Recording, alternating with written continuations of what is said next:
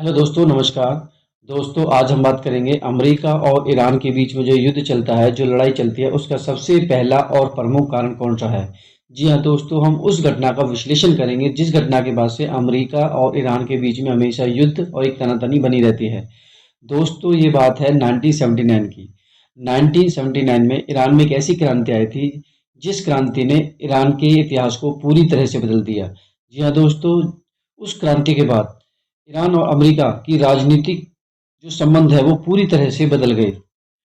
दोस्तों, 1970 के दशक से पहले का जो ईरान था वह देखने में बहुत ही आधुनिक और तेजी से विकसित हुआ देश लगता था। ऊंची ऊंची इमारतें, नई सड़कों का निर्माण, पश्चिमी जीवन शैली का बढ़ता प्रभाव, सब कुछ यह दिखाता था कि देश प्रगति कर रहा है। लेकिन दोस्तों, इस चमक दमक के पीछे गहरी सच्चाई छिपी थी। देश के जो शासक थे, मोहम्मद रजा शाह पहलवी, उन्होंने देश को आधुनिक बनाने के लिए बड़े बड़े फैसले किए। उन्होंने व्हाइट रेवोल्यूशन के नाम से बहुत सुधार किए। जमीन सुधार, महिलाओं का अधिकार, शिक्षा का विस्तार। लेकिन दोस्तों, ये जो विकास थे, ये हर किसी जनता को, वहाँ की जो आम जनता थी, उनको पसंद नहीं आए। कहते हैं कि जब भी कोई सरकार अपनी जनता के लिए कुछ अच्छे कार्य करती है तो कुछ लोग तो उनके कार्यों से खुश होते हैं, लेकिन कुछ लोग ऐसे होते हैं जो उनके कार्यों से खुश नहीं होते हैं। मतलब कि सरकार के खिलाफ हमेशा उनके दिमाग में कुछ ऐसी बातें चलती हैं जो सरकार के खिलाफ रहते हैं वो। ठीक वैसा ही ईरान के अंदर हुआ। दोस्तों, जो ईरान की एक खुफिया एजेंसी थी जिसका नाम था शवाक, जो लोगों पर कड़ी नजर रखती थी। जो भी सरकार उनके खिलाफ कुछ भी, मतलब जो भी वहाँ की जो जनता थी जो सरकार के खिलाफ कुछ भी विरोध प्रदर्शन करती, तो वो जो एजेंसी थी सरकार की, वो उन पर बहुत ही अत्याचार करती थी। कभी कभी उनको जेल में भी डाल दिया करती थी। सरकार के इसी रवैये की वजह से वहाँ की आम जनता सरकार के खिलाफ हो गई और यह विरोध प्रदर्शन जो जनता का था, ये सरकार के प्रति दिन प्रतिदिन बढ़ता चला गया।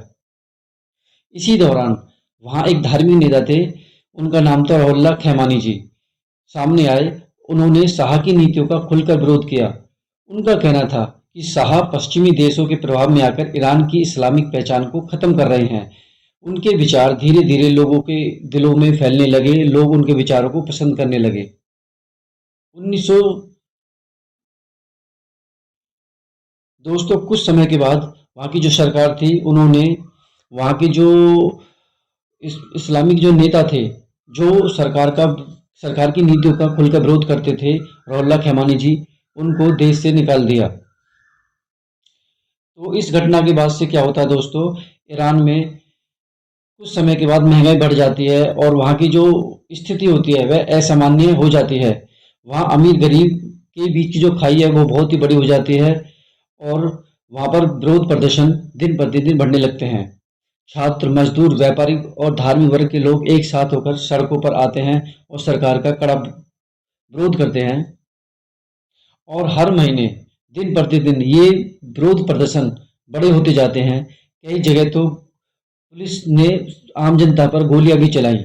ऐसी घटनाएं सुनने को मिलती है जिसमें कई लोग मारे जाते हैं।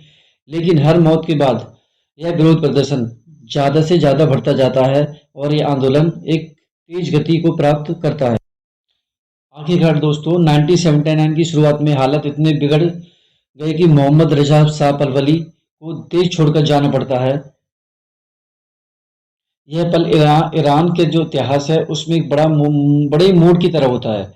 लोगों को लगा कि उनकी जीत हो गई है और फरवरी 1979 में रुहोल्लाह खैमानी जी वो ईरान दोबारा लौट आते हैं और लाखों लोग सड़कों पर खड़े होकर उनका स्वागत करते हैं और ईरान में एक नई युग की शुरुआत होती है। सत्ता धीरे धीरे उनके हाथ में आती है और वो ईरान को एक इस्लामिक गणराज्य घोषित कर देते हैं। देश में कानून और शासन धर्म के अनुसार चलने लगता है। यह बदलाव बहुत बड़ा था। एक राजशाही धीरे धीरे एक धार्मिक शासन में परिवर्तन हो जाती है। लेकिन कहानी यही नहीं खत्म दोस्तों। वहाँ की जो आम जनता है, उनके दिल और दिमाग में यह बातें बैठ जाती है कि उनके देश में जो भी घटनाएं घट रही हैं, इनके पीछे अमेरिका का सपोर्ट है। इसलिए वो अमेरिका के खिलाफ हो जाते हैं और उनके दिल और दिमाग में अमेरिका के खिलाफ जो नफरत है वो दिन प्रतिदिन बढ़ती जाती है।